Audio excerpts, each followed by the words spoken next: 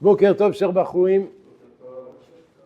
La Takana, ce que nos sages ont institué, les 8 jours de Hanouka, c'est institué pour les Simcha et les Hallel, pour se réjouir et pour louer Hachem.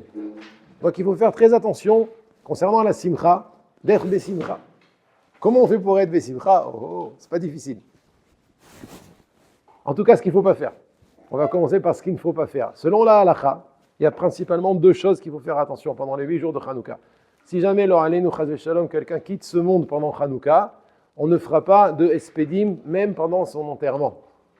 Sauf si c'est un Talmid Chacham. Si c'est un Talmid Chacham qui quitte ce monde pendant Hanouka, on fera des espedim devant lui au moment de l'enterrement, même pendant Hanouka.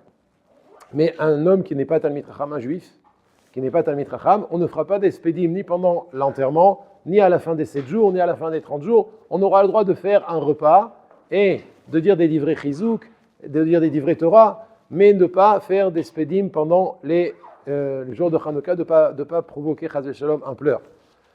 La deuxième chose, c'est l'interdiction de jeûner. On n'aura pas le droit de jeûner pendant Hanouka. Donc, même si un khatan a l'habitude, il se marie à Hanouka et il a la coutume dans sa famille, on a la coutume de jeûner le jour de la choupa, le jour de la choupa qui tombera pendant Hanouka, on ne jeûnera pas. Pareil pour quelqu'un qui a l'anniversaire de la ptira de son papa ou de sa maman. Il y a des gens qui ont la coutume de jeûner le jour de l'année de l'anniversaire de mort des parents. Si ça tombe pendant Hanouka, on ne jeûnera pas. Donc pas de esped, pas de jeûne et tout faire pour être Bessimcha.